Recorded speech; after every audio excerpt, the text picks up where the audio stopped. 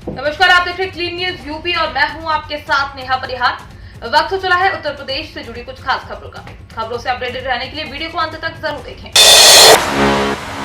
UP board परीक्षाओं पर बड़ा अपडेट। इस वर्ष 8,373 केंद्रों पर होगी परीक्षा। यूपी बोर्ड के परीक्षार्थियों के लिए जरूरी खबर है। उत्तर प्रदेश माध्यमिक शिक्षा परिषद यूपी एमएसपी ने ऑफलाइन बोर्ड परीक्षा केंद्रों की घोषणा कर दी है। इस वर्ष हाई स्कूल और इंटरमीडिएट की बोर्ड परीक्षा 8,373 केंद्रों पर आयोजित की जाएगी। पिछली बार के मुकाबले इस वर्ष 107 परीक्षा केंद्रों को बढ़ाया भी गया। इससे पहले बोर्ड परीक्षा 8,266 केंद्रों पर आयोजित की गई थी। उत्तर प्रदेश माध्यमिक शिक्षा बोर्ड ने परीक्षा केंद्रों की सूची अपनी आधिकारिक वेबसाइट पर जारी की है।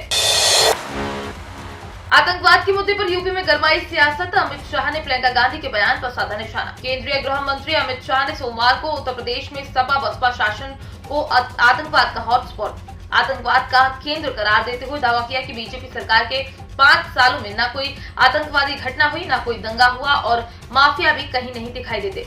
बाराबंकी में एक चुनावी सभा को संबोधित करते हुए शाह ने आरोप लगाया कि सपा और बसपा के शासन में पूरे देश में उत्तर प्रदेश आतंकवाद के केंद्र के रूप में जाना जाता था। देश भर में उत्तर प्रदेश दंगों का केंद्र माना जाता था और माफियाओं का कॉरिडोर माना जाता था। उन्होंने दावा किया है पिछले 5 साल में बीजेपी की सरकार के दौरान न तो कोई आतंकवादी घटना हुई, न कोई दंगा हुआ और न ही माफिया कहीं दिखाई देता है। उम्र कैद की सजा काट रहे कैदियों की रिहाई पर सुप्रीम कोर्ट में यूपी सरकार का यूटर्न। जेलों में आजीवन कारावास की सजा काट रहे अपराधियों की समय से पहले रिहाई के लिए बनाई गई पूर्व की नीति में उत्तर प्रदेश की मौजूदा सरकार के किए गए संशोधन को सुप्रीम कोर्ट में चुनौती देने वाली याचिका पर सोमवार को सुनवाई हुई। इस दौरान यूपी सरकार ने बताया कि इस मामले में 2021 में किया गया संशोधन उन्होंने वापस ले लिया है। यूपी सरकार द्वारा किए गए इस संशोधन में 16+4 यानी कुल 20 साल की सजा काट चुके कैदियों की रिहाई के लिए 60 साल से ज्यादा उम्र की सीमा को मानक आधार मानकर रिहाई की बात कही गई थी। माफियाओं पर चल रहा बुलडोजर, अखिलेश को दर्द होना स्वाभाविक। लक्ष्मीकांत वाजपेयी प्रदेश ज्वाइनिंग कमेटी के चेयरमैन लक्ष्मीकांत वाजपेयी की मौजूदगी में लगभग 200 से अधिक सपा और बसपा के नेताओं ने भारतीय जनता पार्टी का दामन थामा। बीजेपी की सदस्यता ग्रहण करने वाले नेताओं ने प्रधानमंत्री नरेंद्र मोदी और सीएम योगी की नीतियों की तारीफ की और कहा कि भाजपा सरकार में जिस तरह से राष्ट्रवाद के साथ विकासवाद का नारा बुलंद हो रहा है, उससे प्रभावित होकर उन लोगों ने भारतीय जनता पार्टी का दामन थामा है। भाजपा की सदस्यता ग्रहण करने वालों में प्रमुख रूप से सपा के वरिष्ठ नेता कन्हैया लाल गुप्ता, बसपा नेता सुजीत मौर्य और किराना व्यापार मंडल विश्वेश्वरगंज मंडी के अध्यक्ष अशोक गुप्ता सहित अन्य रहे। लक्ष्मीकांत वाजपेयी ने पत्रकारों से वार्ता करते हुए उनके सवालों के जवाब दिए। यमुना से जेवर एयरपोर्ट के बीच 12 किलोमीटर का ट्रैक, यूपी बनेगा पॉड टैक्सी चलाने वाला पहला राज्य। नोएडा इंटरनेशनल एयरपोर्ट से यमुना एरिया के सेक्टरों के बीच चलने वाले पॉड टैक्सी के रूट को मंगलवार को बदलाव होगा। इसका नया डीपीआर सोमवार को तैयार कर लिया गया है। पॉड टैक्सी एयरपोर्ट से यमुना अथॉरिटी के सेक्टर 20-21 तक चलेगी। पॉड टैक्सी चलाने की योजना को नई डीपीआर तैयार हो गई है। अब 12 किलोमीटर ट्रैक तैयार होगा और 12 स्टेशन होंगे। इस परियोजना पर करीब 810 करोड़ रुपए खर्च किए जाएंगे। हालांकि इस ट्रैक को पहले 14.6 किलोमीटर तक बनाया जाना था और 17 स्टेशन बनने थे। साथ ही 864 करोड़ रुपए खर्च होने थे। अब एक बार फिर मंगलवार को नए डीपीआर पर मुहर लग जाएगी। सीएम योगी का बड़ा ऐलान, पुजारियों के कल्याण के लिए बनेगा बोर्ड, संस्कृत शिक्षकों की होगी तैनाती। यूपी विधानसभा चुनाव के चौथे चरण की वोटिंग के लिए प्रचार का शोर सोमवार से थम गया है। इससे पहले योगी आदित्यनाथ ने बड़ा वादा किया।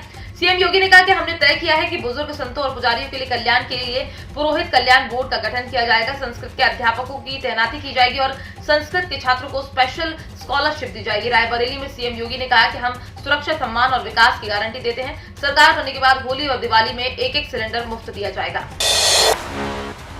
पीएम किसान योजना में हुआ बदलाव, अब इस डॉक्यूमेंट के बिना नहीं मिलेगा पैसा। फटाफट करें अपडेट। प्रधानमंत्री नरेंद्र मोदी ने पीएम किसान योजना के तहत किसानों के खाते में नए साल के पहले दिन 10वीं किस्त के रूप में 2,000 रुपए ट्रांसफर कर चुके हैं। अब सरकार ने पीएम किसान सम्मान निधि योजना 2022 में बड़ा बदलाव किया, जिसका असर 12 करोड़ से अधिक रजिस्टर्ड किसानों पर पड़ेगा। दरअसल अब किसानों को अगली किस्त के लिए कई डॉक्यूमेंट अपडेट करने होंगे, वरना उन्हें अगली किस्त नहीं मिलेगी। इसके अलावा किसानों को इस योजना के तहत मिलने वाली एक बड़ी सुविधा भी छिन गई है। केंद्र सरकार ने पीएम किसान योजना में बड़ा बदलाव किया है। अब तक किसान रजिस्ट्रेशन के बाद अपना स्टेटस, आवेदन की क्या स्थिति है, आपके बैंक अकाउंट में कितना पैसा आया या कब आया आदि खुद चेक कर सकते हैं। लेकिन अब किसान ऐसा नहीं कर पाएंगे। अब तक कोई भी किसान पीएम किसान पोर्टल पर जाकर अपना आधार नंबर, मोबाइल या अकाउंट नंबर या अपनी किस्त का स्टेटस जान सकता था।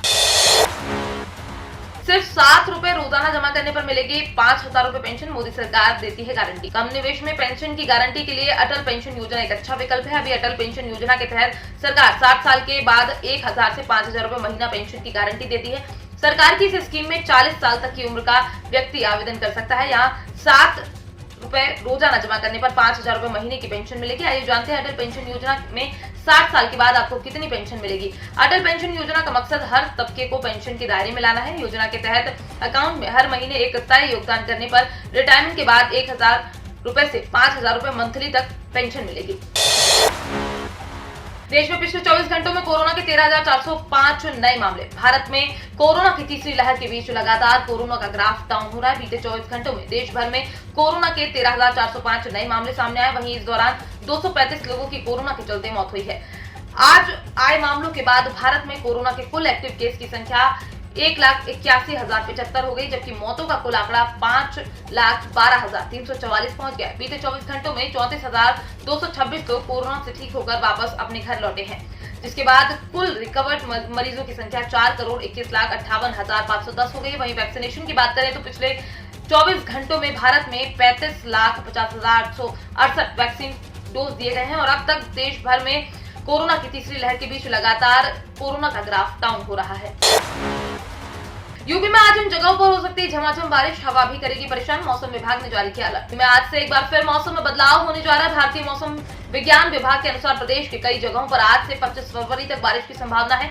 पश्चिमी विक्षोभ की वजह से आज और कल खासकर पश्चिमी यूपी में बारिश हो सकती है। इसके साथ ही तेज हवाएं भी चलेंगी। हवा की रफ्तार 25 से 35 किलोमीटर प्रति घंटे के बीच हो सकती है। मौसम विभाग ने इसे लेकर अलर्ट जारी किया है। 26 फरवरी से मौसम के साफ होने का अनुमान है। आइए जानते हैं कि आज यूपी के बड़े शहरों में मौसम कैसा रहने वाला है। लखनऊ में आज अधिकतम तापमान 28 और न्यूनतम तापमान 11 डिग्री सेल्सियस रहने का अनुमान है। आसमान साफ रहेगा। ये थी दिन भर की 10 बड़ी और अहम खबरें। खबरों से अपडेटेड रहने के लिए क्लीन न्यूज यूपी को सब्सक्राइब करना बिल्कुल ना भूलें। न्यूज आप कहां से देख रहे हैं कमेंट में जरूर बताएं और वीडियो को लाइक भी करें।